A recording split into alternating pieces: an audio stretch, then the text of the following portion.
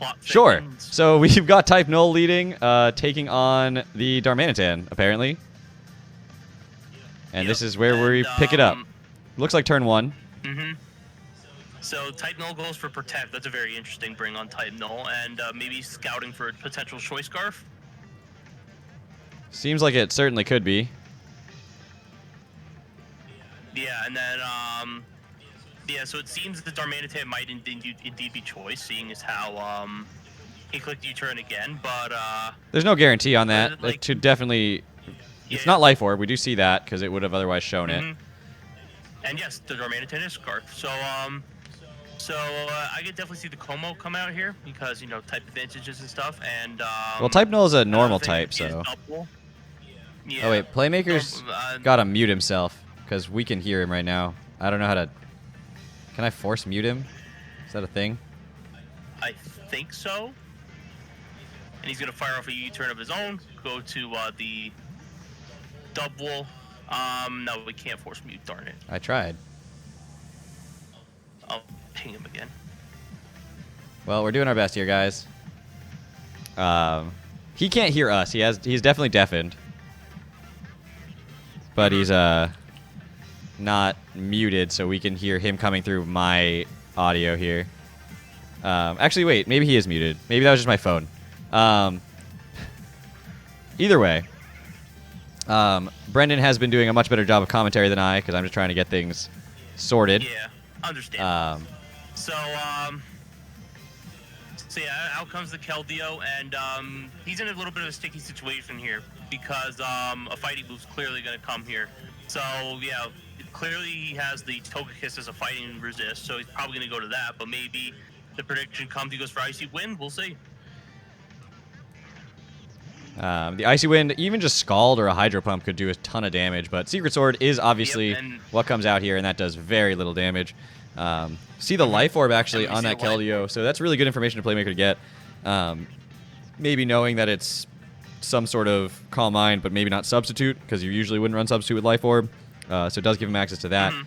Certainly gives him access to the fact that it's not Scarfed in any way. Not that it would need to be against the team that Playmaker brought, barring any Scarfers on Playmaker's side. But, you know, if he would...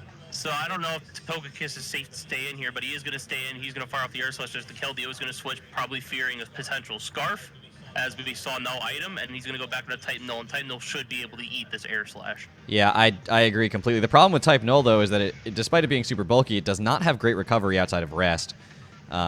So if he wants to rest, he's going to then have to potentially either be some Sleep Talk. Like, you can't be like Sleep Talk Swords Dance. We already saw U-turn, so it would be interesting to see what he decides to do. Probably fish for a flinch. It didn't work for him last week against me. He doesn't get it this week either, as the Toxic is what is able to come off. As that is a big Toxic right there on this Togekiss. Don't see a Lumberry or anything, so... And, it could be the Cleric, so it's certainly something that his opponent has to keep in mind. It has the Heal Bell, so it's going to Heal Bell away the Toxic on this turn, and Type Null is going to go for the Protect. Makes you wonder if Shattered's plan here is just trying to slowly whittle down some of Playmaker's breakers here, since, you know, Playmaker's entire team is breakers. It's breakers and double, basically, which can facilitate breakers by setting up and baton passing. This is an interesting situation because we do see that the Type Null is low. One Air Slash flinch here, and this Type Null goes down without doing pretty much anything. Did 6% from that first turn of Toxic to the Togekiss. Really gets him very little value if it goes down here. And he does actually decide to switch it out at this point. Goes out into his Doublade. Into a Doublade, which is smart. Yeah, that'll resist that Air Slash. I guess he's sort of saying, show me if you have a fire move. You know, show me the Mystical Fire, the Fire Blast, because otherwise you can't touch me.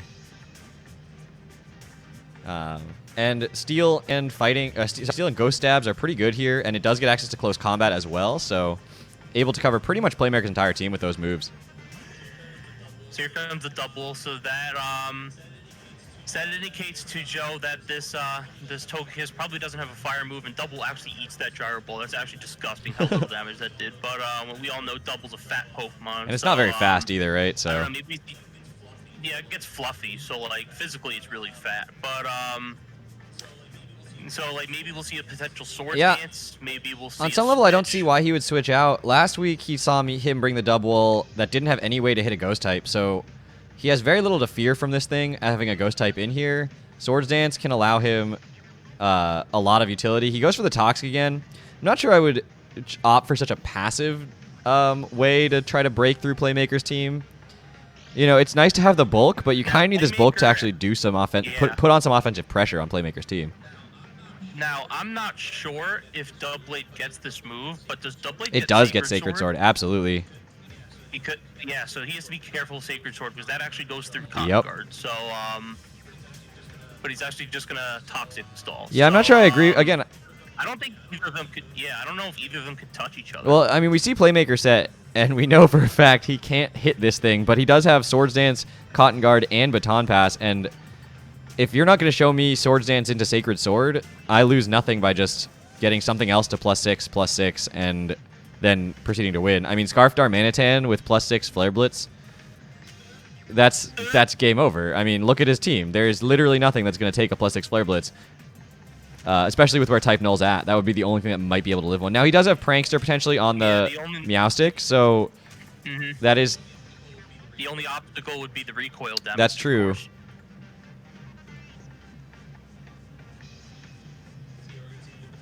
So here we're going to see the Baton Pass here. We're not actually going to see Swords Dances here. We're just going to see straight into the Baton Pass. Let's see who Playmaker decides to Baton Pass into. He's at +6 defense, so he could go into basically anything. And because this is actually a great switch because it resists any Sacred Sword as well. So as the Gyro Ball comes out, and we see that it's probably not going to be able to touch this either. So, you know, I'm not sure Shattered's Bring here is actually going to end up being his best play. And we see a Zap Cannon. Is this Blunder Policy Zap Cannon? Wait a minute. There's just no Wait a minute. There's just no Playmaker's out here with the Cotton Guard Baton Pass into Blunder Policy Zap Cannon. He's going to land it too. Watch him. Told you. Told you. There it is. Just drops. And is that a dead Doubleblade? Drops the Doubleblade. That's crazy.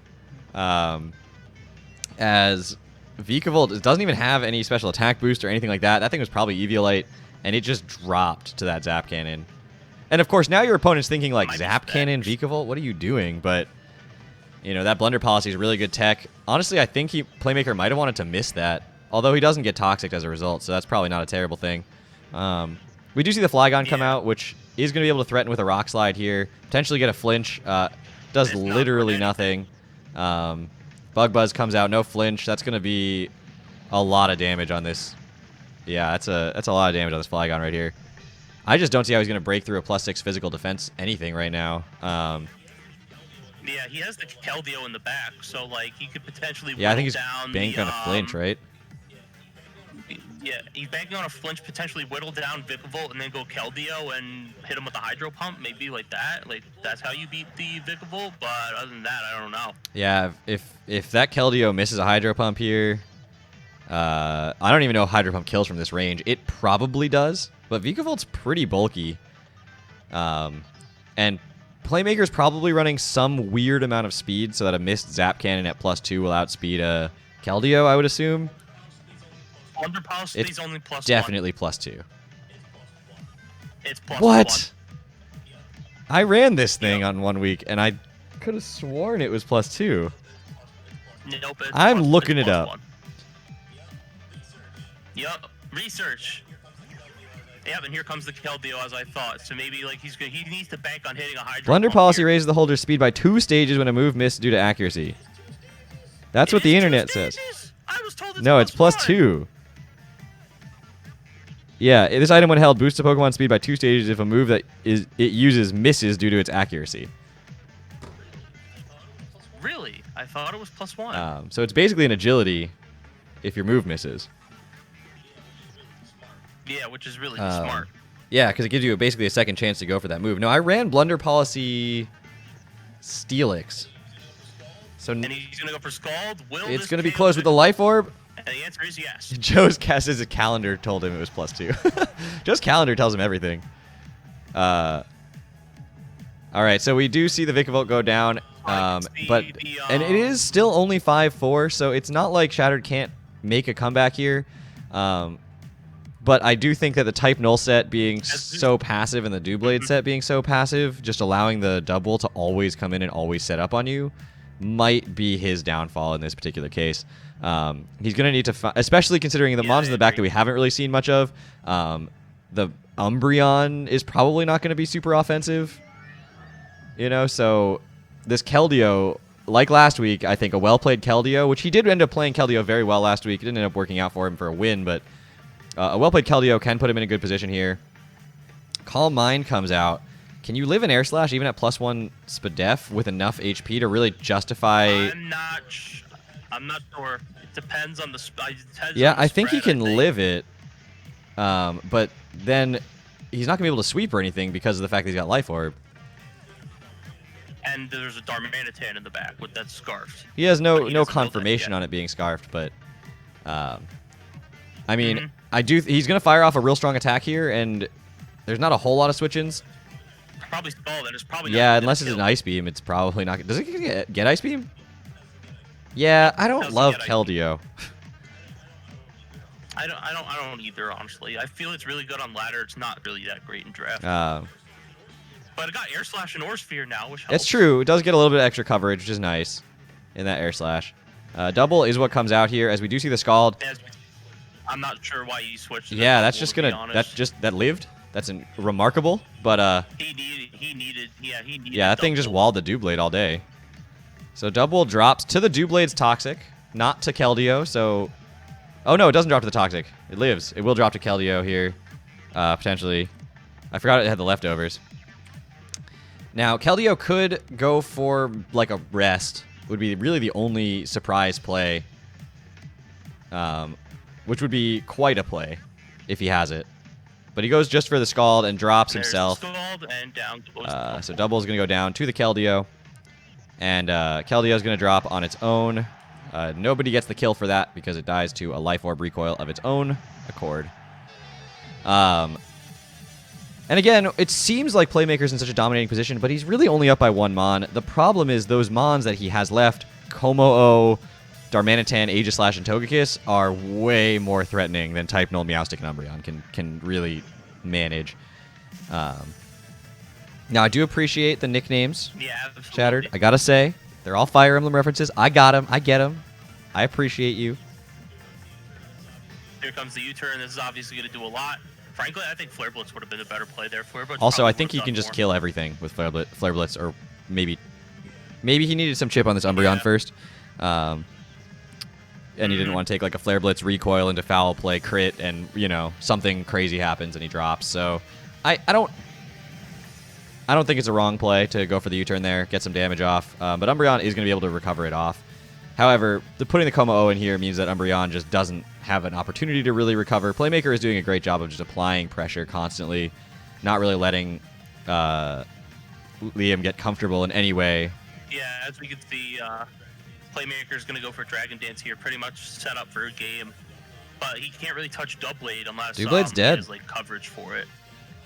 Oh, Doublade's dead? Oh, I thought oh yeah, you're right. It is dead. I knew that. Oh, as we can see, that's that. 3 Mons. 3 Mons with Protect against a team that can set up with every single Mon. I'm not sure I agree with that. Como-O sets up Dragon Dances, autotomizes, whatever all the time. Double's got, that's basically all it does is just do some setup. Aegislash has Swords Dance. Togekiss could Nasty Plot on its own. Vikavolt could Agility. So I'm not, like, even just the 6 Mons he brought, let alone the other Mons like Swoobat that are also just setup Mons. Three Mons with Protect seems a little too passive to really guarantee he's going to get anything out of this. Now, another Dragon Dance is greedy because Foul Play is going to be doing a lot more damage here with each of these Dragon Dances. It may not kill, but it actually is going to be doing a hefty chunk of damage. Yeah, and depending on what item, if that Meowstic has like a Focus Sash, then this thing could get killed from this range now. And we do see that it is leftovers Umbreon. It's not going to be Chopple or anything like that to take this Brick Break. So this... And we see the Brick Break, not that is interesting. I guess he was worried about Screen's Meowstic, so...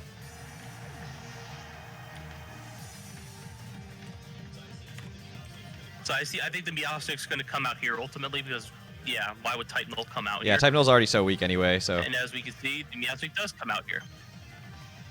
So I don't know if there's any move he can click here, aside from being Sash, that's going to get him out of the situation. Fake Out? Does fake out. Interesting. 8. That's something. It's damage. And you see the T-Wave. Okay, so that's a move that can get you out of the situation if you get lucky here, and that's, you know, sometimes that's going to be your way to get out of this. But unfortunately, that's not going to be the case unless he's not sashed, which he's not. And that's I don't see. Well, again, I think it's game. I don't know. Will it be a 4-0 here? Will Como get paralyzed and Type Null find a way to kill it? So there is always that possibility. But you know, I might have if my Meowstic could live a +1 like fighting type move, I might have gone that. I might have gone into the Meowstic earlier on the He lives the facade from the Type Null, so he's and he's fully paralyzed again. So Como just doesn't have the energy to break through. Type Null getting a kill here, pulling back a little bit of differential, which you never know at the end of the season when that might matter. But Playmaker gets to choose what gets the kill here, basically. I'd go into Darman to Tanifire him because Darman. He's going Aegislash. He has just decided that oh, I can't. He wants to just close combat. But this is an interesting play because the Type Null has Protect. We've seen it. There's definitely enough time for the battle to end, like no matter what. And the only move he has to hit this thing with is U-turn. So I might have opted to go for a Protect there just so that you get him into sword form. I don't think it would have ended up mattering though, so I don't mind him not stalling out timer here. As Aegislash is going to be able to pick up that final kill. And it'll be his first dub of the season.